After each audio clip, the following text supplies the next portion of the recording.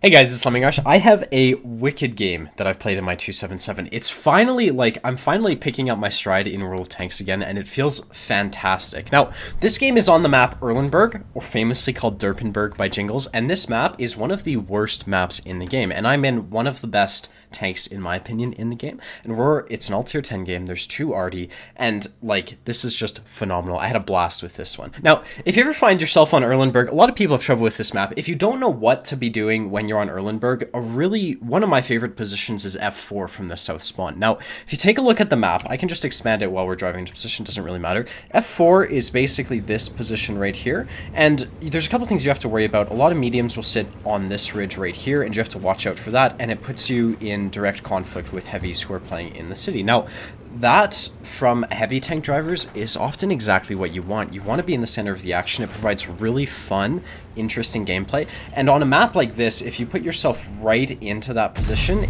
you're already safe. And so what I'm doing is, although this is a tier 10 game, there's a bunch of mediums on the enemy team who might be on the ridge shooting at me that I mentioned earlier. I'm still going to go to this position because I wanted a fast, exciting game. I'm really I'm tired of camping and, so anyways, here I am. We're rushing straight into a 260 and a 277 and a crossfire with an E50M to our left. The 260's here, he bounces a shot off my turret, and what I notice as I fight him, I'm just going to take advantage of his reload here, is when this guy, oh, that one bounced, but it doesn't matter. When this guy pokes, you'll see he has major gun depression issues because he's using the rubble and the rubble slanted away, and so I'm going to try to use that to my advantage in this brawl while I'm fighting him, because I know he has, I've seen him play, he's not very good at utilizing this position. Now, massive shell comes in and lands to me. In hindsight, I suspect it's an E3. At the time, I didn't know what it was. It could have been a Jagdpanzer 100, doesn't really matter. And here I am, we're just waiting for an opportunity for safe shot. The thing is, this is so soon in the game, if I go trading, if I rush this fight here, it's not intelligent. So,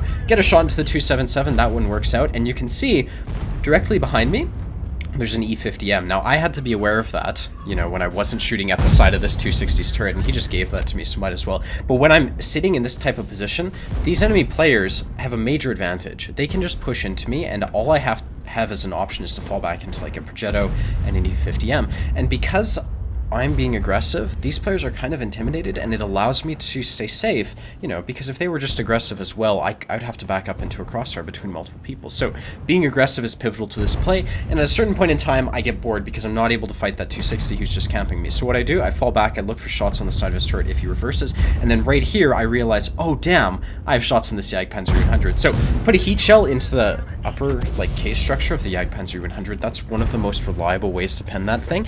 And if you look at the fight, this is where I'm gonna get I mean, what the fuck?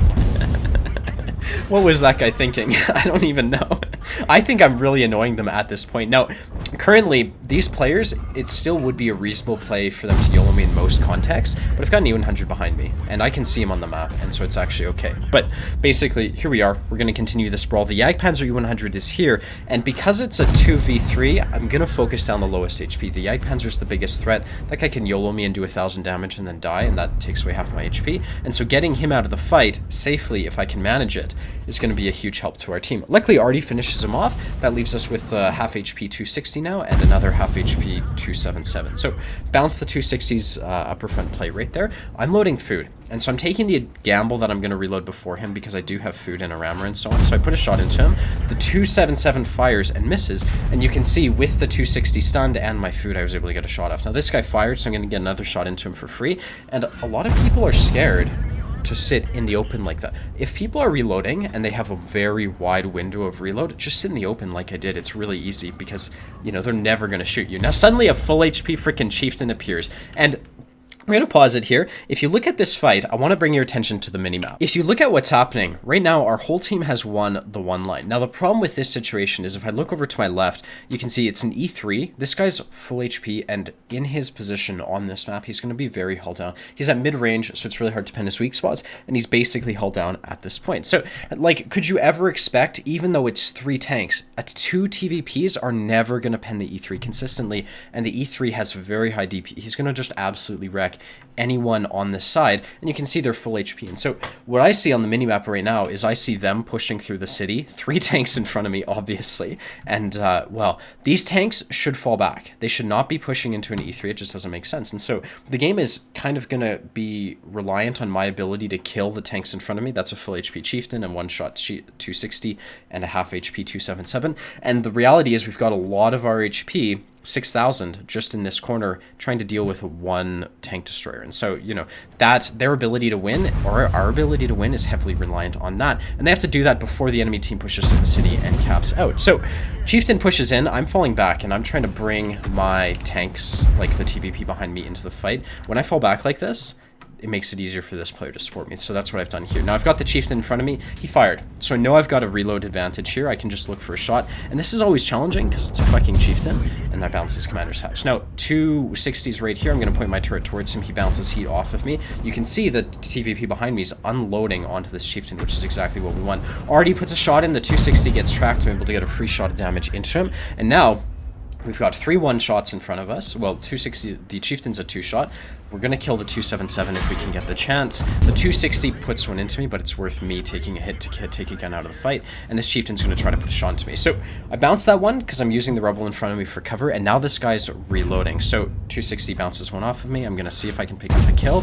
I luckily manage it. And that's because I actually loaded HE because I knew the 260 and the chieftain were 1-shots, and then a full HP leopard appears behind me. So I'm going to shoot HE at the leopard, obviously going for the non-track part of his tank. If that had penned, it would have been fantastic. It didn't pen. I only did 200 damage, and now I've got this 1-shot 260, assuming my HE doesn't do anything weird. So I'm going to put a shot into this guy, just like so. Okay, and we got very lucky that he bounced there. I was planning on taking the hit right there because to me it was worth it to kill that guy, and it didn't work out. But now, if you look at the situation, it's like they've got a 60 TP. We don't know his H. At least I didn't have the situational awareness to notice his HP, and an E4, and a full HP Centurion Action X in our base. And so, how do you deal with this? Well, our team, you can see we've lost a full HP TVP. The 430 used very low HP. And what I would love to do is I'd love to just kill this fucking E3 sitting at C1 and help out this team who's not going back to defend the base at all. Because I realize, like, I can't cross an open field with an with an E3 there, I decide to go back to base. And this is where I'm put into a situation where I'm going to have to probably defend the base all by myself. Now, a 60 TP gets spotted, and this guy is right here, and I really have very little experience fighting these things. And so, in this type of situation with even experience, my best play is almost to YOLO this player. Because what's going to happen is, well, if you see this guy, he kills the grill, and then I get flanked. And so what I need to do is I need to push the 60 TP before the grill flanks me, and that's what I was going to do right here. Now, he puts a shot into me. I'm going to push into him if I can. This is where, if you can believe it, I threw the game. Take a second and guess. Look at the situation and try to figure out what the mistake is while I'm fighting the 60 TP. I'm trying to figure out how to YOLO him, and I make the dumbest, most ridiculous play. I've even seen this happen, so I know this is a possibility. Like, I've seen this happen before. Look at this. I push into the 60 TP, and all this guy has to do is sit here, and I can't YOLO him. He literally has the advantage because the chieftain's blocking the way. There's no way I can get the kill on him, and he just sits there and waits for his reload to go through while I have to shoot at him while he's hulled down. He drives out. He's going to be able to put a perfect shot into my lower plate because I let him. The 100's blocking me. It does make it a bit harder, but that was where I threw the game. I lost 830. I lost 1500 HP from that single dumbass mistake where I could have done anything else. Like, I literally could have run back to base and taken my chances against that E4. And it just would have been way smarter. So, probably the dumbest play I've ever made all game. And what can you do? Now, at this point, I know the Leopard 1's unspotted. And so what I'm expecting is I'm expecting to get put into a crossfire between a 60 TP, a T110 E4, and this Leopard, he's not spotted fighting the E3. So I suspect that the Leopard has tried to flank me before. He might try again, and I'm watching for that. Now, looking for the shot in the commander's hatch, I take that. You know, I was in a rush. I kind of needed to do something. I was like, the Leopard's going to flank me, the 60P's there, the E4 is going to flank me too. And you can see the Leopard is nowhere where I thought he would be, but the E4 is exactly where I thought he would be. He took a shot at me, and he absolutely missed. Now, the Leopard doesn't know I'm ammo wrecked, and I'm a one-shot for the guy. So when I look at him, he gets scared or whatever, and I'm going to have to push into the Leopard because I've got the E4 and the 60 TP flanking me. You know, my hand was forced at that point. Trying to outreact the Leopard, in my opinion, E7 was probably the better play. Most people would say, why didn't you just shoot the E4? Well, the second I point my gun at the E4, the leopard's going to poke, and if I YOLO the 60p, there's no good play at that point. The game's already over. If I had had more HP, I would have had way more damage in this last situation. I would have had another extra, maybe one or two shots. So could have been a 6,000 damage game. We did do 1,600 swatted. Before I go over the end plates, because this team and this game was incredible, I wanted to thank Ridge Wallets for sponsoring the video. When people try to advertise to you about things to get for Father's Day, the basic premise of it is that your father's a good person and that you should be guilt-tripped into getting him something. I'm just going to cut through all that bullshit and say, if you want your dad to get something good for you, get him a good Father's Day gift, regardless of who the fuck he is. If you want a good gift for your birthday or whenever the hell your dad gives you gifts, get him something good before. Be proactive about it. You can get him a Ridge wallet. These things are phenomenal. I've advertised for this company multiple times. I think their wallets are a really good product. I use them all the time. Everyone who's bought a Ridge wallet on my recommendation has agreed that it's a good idea. And if you're going to get him one, I would highly suggest, my favorite is this carbon fiber one right here. They sent this to me, so I got it for free, but I literally use this thing every day, and I think it's a fantastic gift. So if you want one, use the code Lemming when you make a purchase. It'll give you 10% off, and there will be a link to their website in the description. All right, I actually didn't look at the end plates before I showed you these, so you're not gonna believe this.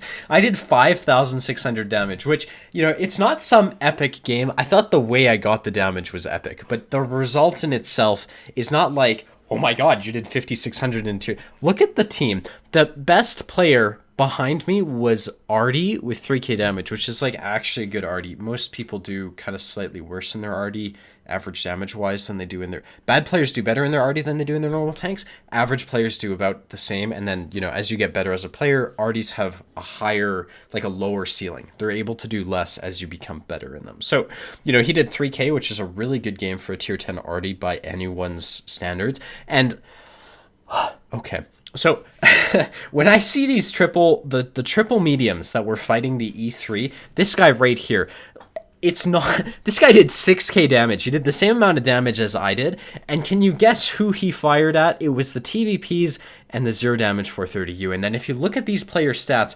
17 shots fired, 13 hit, 4 pen. I'm not looking at, I'm just able to get, it's not surprising that these guys did this. The next TVP, 11 shots fired, 9 hit, 6 pen. It's like, the reason this guy bounced half his shots is because he was shooting at an E3. And same with this guy, he bounced even more. So I wonder how much damage this E3 blocked.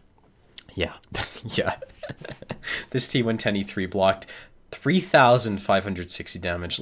Phenomenal job to him. I would say he actually almost single-handedly won their team the game just by surviving where he did. The enemy 277 did 0 damage. The 260 I was up against also, he did 3k actually, so really good job to him. Probably most of that was to the E100 and tanks in the city to the right of where I was. And yeah, we lost credits, spammed a shitload of gold. That's just how tier 10 is right now. What can you do, man? Anyways, that's the video. If you want to see more, be sure to hit the like and the subscribe button, and be sure to check out the Ridge wallets. I do actually use these every day. I would definitely suggest them for a gift if your dad's looking for a new wallet. They're pretty chill, and yeah, hope to see you around. Later, guys. Bye-bye.